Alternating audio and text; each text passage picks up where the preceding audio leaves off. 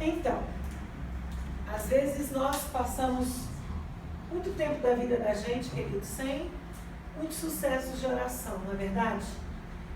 Essa palavra parece não ter muita coisa a nos ensinar, mas quando os discípulos perguntaram a Jesus como deveria orar, é porque eles não tinham resultado de oração como o de Jesus. Porque a Bíblia conta que Jesus, depois de passar o dia todo ministrando, subia ao monte para orar, ou entrava num barco e ia orar, ou então ele se separava e ia orar. Na noite em que ele foi traído, ele disse aos discípulos: fiquem por aqui, que eu vou ali orar. E a Bíblia diz que ele se afastou a um tiro de pedra, para poder orar. Porque naquela noite ele ia passar uma luta muito grande. E aí ele foi, de fato, orar e clamar. E buscar ao Senhor por causa daquilo que ele ia enfrentar. Nós vamos ver que no dia em que ele tinha que escolher 12 pilares da igreja, antes da sua morte, treinar esses pilares como homens de Deus, ele virou a noite em oração e Deus deu os nomes. A Bíblia cita no mínimo 120 discípulos que andavam com Jesus assiduamente, porque esses 120 discípulos estavam reunidos para orar quando ele ressuscitou. Então, ele tinha que escolher, e olha que quando a Bíblia fala discípulo, não cita as mulheres. Então eram muitos os que andavam com Jesus, e ele tinha que escolher 12. Então ele virou a noite oração. Ou seja, Jesus, a cada decisão que ele tinha que tomar, a cada situação que ele ia enfrentar, alguma retaliação que ele vivia, o que ele fazia? Ele ia orar. E o resultado era excelente. E a excelência do resultado fez com que os discípulos chegassem para ele e falavam assim: Senhor, ensina-nos a orar. Porque eu já entendi que o jeito que eu oro está errado. O jeito que eu oro não está certo. O jeito que eu oro não alcança os resultados que nós estamos vendo hoje.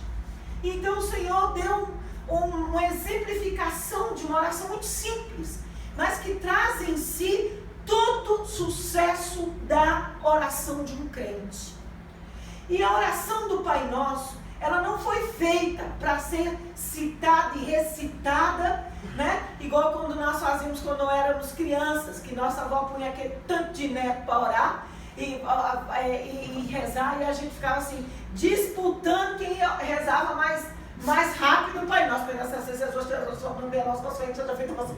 e a gente fazia aquilo, aí um tentava fazer mais rápido que o outro, e aquele negócio. Não, a oração do Pai Nosso, ela é um referencial de como nós devemos orar.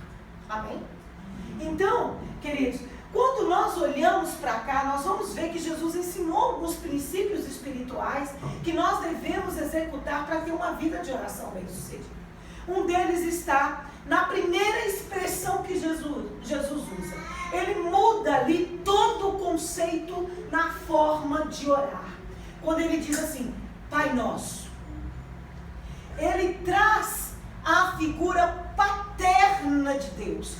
Porque até então Israel conhecia Deus como El Shaddai, Elohim, Jeová Rafá, Jeová Tzidkenu. Conhecia Deus com os nomes que ele passou a ser conhecido desde Abraão. Jeová Jiré, porque é o Deus que provinha.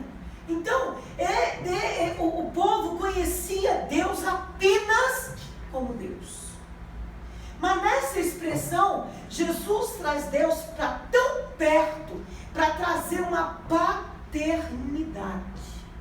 E essa paternidade nos remete a uma nova situação de vida, a situação de filho.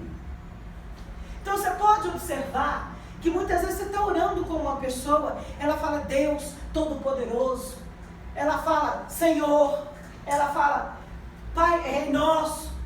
Ele fala muitas coisas, mas algumas pessoas têm muita dificuldade de citar a palavra pai.